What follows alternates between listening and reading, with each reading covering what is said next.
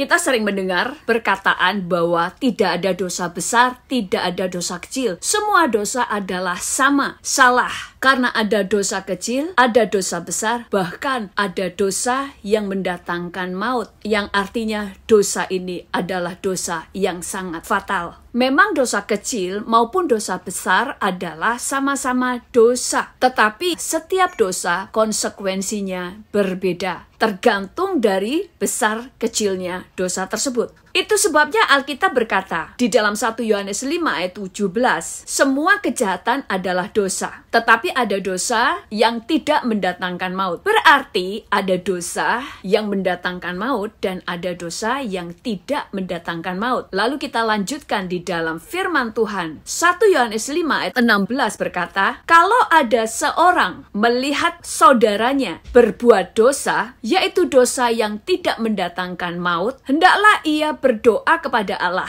dan Dia akan memberikan hidup kepadanya, yaitu mereka yang berbuat dosa yang tidak mendatangkan maut. Ada dosa yang mendatangkan maut, tentang itu tidak kukatakan bahwa ia harus berdoa. Artinya, ada dosa yang tidak mendatangkan maut. Maksud dari dosa yang tidak mendatangkan maut ini, selama dia masih hidup, dia masih punya kesempatan untuk bertobat dan diampuni. Tetapi untuk dosa yang mendatangkan maut adalah dosa yang ada di ujung tanduk. Kenapa dosa yang mendatangkan maut ini sudah tidak boleh didoakan lagi? Karena sudah sia-sia doa saudara. Karena Tuhan sudah mengereskan hati orang itu setelah dia sekian lama diberi kesempatan bertobat, tapi dia tidak mau bertobat. Tuhan akan memberikan dia waktu. Kalau dia tidak juga bertobat, maka ada dua kemungkinan. Sekalipun dia hidup, hatinya akan dikeraskan oleh Tuhan, sehingga dia tidak lagi bisa bertobat seperti yang dialami oleh Firaun. Tetapi yang kedua adalah Tuhan bisa membuat dia mati sebelum waktunya, karena dosanya adalah dosa yang mendatangkan maut, yaitu dosa yang sudah tidak bisa diampuni lagi. Setiap dosa ada konsekuensi yang berbeda, tergantung dari besar kecilnya dosa tersebut. Saudara bisa menyaksikan video saya tentang 3 level ikatan dosa, sehingga saudara boleh mengetahui kenapa di level yang ketiga tidak bisa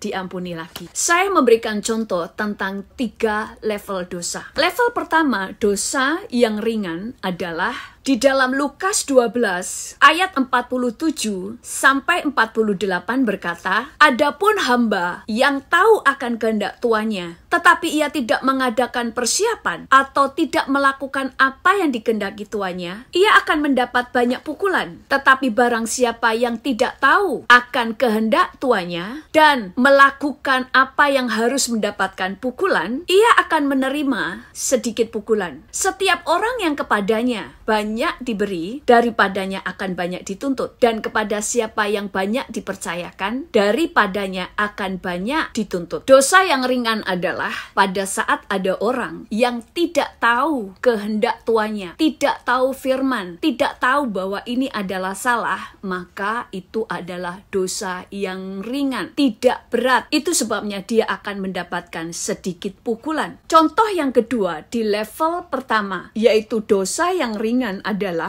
orang yang jatuh bangun di dalam dosa, tetapi orang ini sekalipun berdosa, dia tidak pernah membenarkan dirinya, tidak pernah membela dirinya, tidak pernah membenarkan dosa. Dia tahu bahwa perbuatannya adalah perbuatan dosa. Dia punya keinginan untuk bertobat, dia punya keinginan untuk berubah, tetapi dia tidak mampu. Itu sebabnya orang-orang demikian seringkali membenci dirinya oleh karena dia jatuh bangun di dalam dosa. Tetapi dia jujur dengan dirinya sendiri bahwa dia adalah orang yang berdosa. Dia juga jujur kepada Allah bahwa dia adalah orang yang berdosa, dan dia tahu bahwa dia butuh pengampunan. Inilah orang-orang yang berdosa, tetapi dia ada di level yang pertama karena dia berbuat dosa, tetapi dia punya keinginan bertobat. Dia berusaha berubah. Dia tahu bahwa dia berdosa, maka dia minta pengampunan kepada Tuhan. Walaupun seringkali dia tetap jatuh bangun di dalam dosa, orang-orang demikian masih menerima anugerah. Kita baca di dalam Lukas 5 ayat 31-32 berkata, "Lalu jawab Yesus kepada mereka,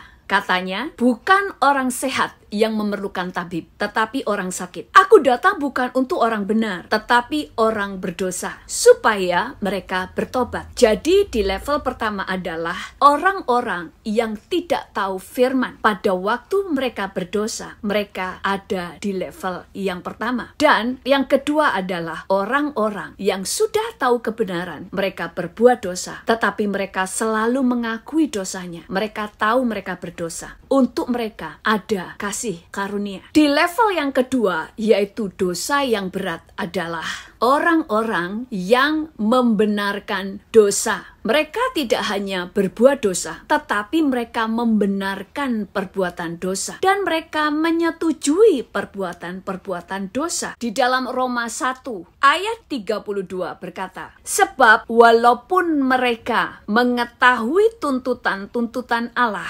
garis bawahi kata walaupun mereka mengetahui tuntutan-tuntutan Allah, yang artinya mereka sudah tahu kebenaran, yaitu bahwa setiap orang yang melakukan hal-hal yang demikian patut dihukum mati. Mereka bukan saja melakukannya sendiri, tetapi mereka juga setuju dengan mereka yang melakukannya. Jadi mereka bukan hanya berbuat dosa, tetapi mereka juga membenarkan perbuatan dosa. Mereka bahkan memakai firman Tuhan untuk membela dosanya. Dan mereka juga setuju terhadap orang lain yang berbuat dosa. Mereka adalah orang-orang yang punya roh pemberontakan kepada Allah.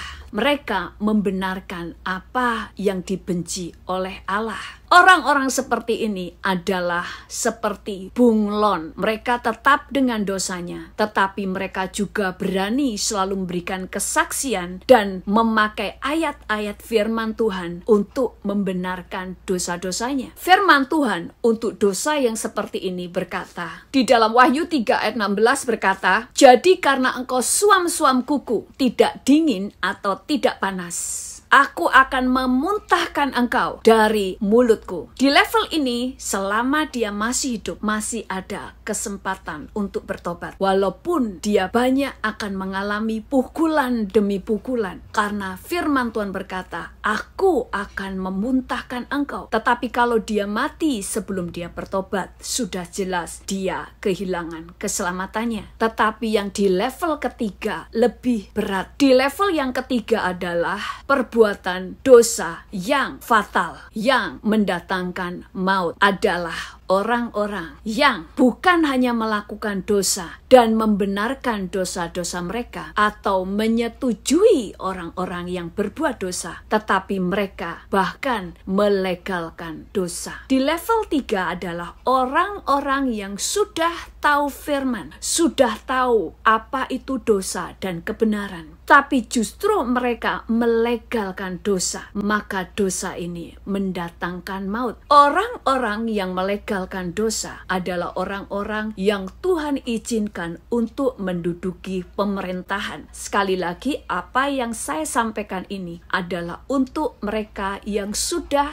tahu kebenaran, karena hukum bagi mereka yang tidak tahu kebenaran dan sudah tahu kebenaran, konsekuensinya dan tuntutannya adalah berbeda. Orang-orang yang melegalkan dosa adalah orang-orang yang melawan Allah. Dia memiliki roh antikris karena dia melawan firman. Apalagi mereka berani bersumpah di atas firman dan mengaku sebagai anak Allah. Pada waktu mereka melegalkan apa yang dilarang oleh Allah, mereka bukan hanya berbuat dosa, tetapi mereka telah menjadikan dirinya sebagai Allah. Mereka melawan firman dan mereka menginjak-injak kedaulatan Allah. Pada waktu dosa dilegalkan, mereka membuat orang yang berbuat benar menjadi pelanggar-pelanggar hukum. Itu sebabnya orang benar akan masuk penjara, tetapi orang berdosa dianggap orang-orang yang taat kepada hukum. Orang-orang yang melegalkan dosa bukan hanya orang-orang yang menduduki pemerintahan yang punya otoritas untuk melegalkan dosa, tetapi juga orang-orang yang menuntut dan mendukung pemerintah untuk melegalkan dosa. Mereka memiliki roh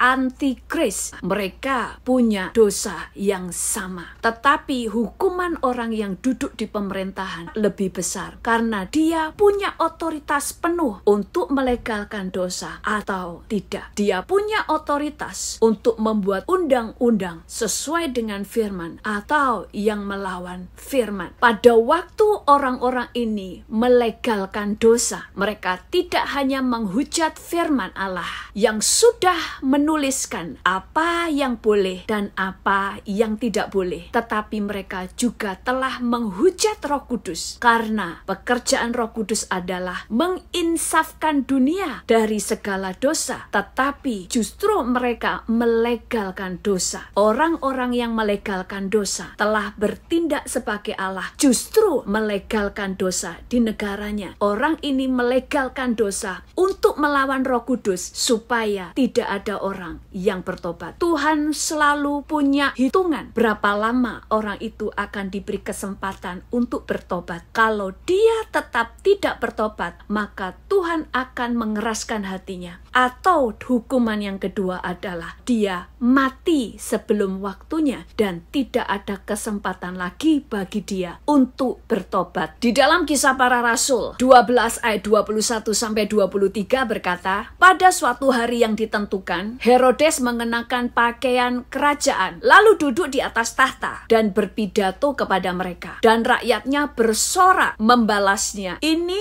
suara Allah dan bukan suara manusia. Dan seketika itu juga ia, yaitu Herodes, ditampar malaikat Tuhan karena ia tidak memberi hormat kepada Allah. Ia mati dimakan cacing-cacing. Memang rakyatlah yang berteriak bahwa ini adalah suara Allah, tetapi Herodes selama ini memang selalu bertindak sebagai Allah. Dia banyak membunuh yang percaya kepada Tuhan, sehingga pada waktunya Tuhan melalui malaikat menampar dia dan dia mati saat itu juga. Tuhan itu kasih, tetapi dia adalah adil. Jangan kita kurang ajar kepada Allah. Anugerah Allah sangat besar. Itu sebabnya karena kita telah menerima banyak anugerah, kita juga harus menaruh hormat sangat tinggi kepada Allah. Sebagai orang percaya, kita harus tahu menghargai kasih karunia. Tuhan Yesus memberkati.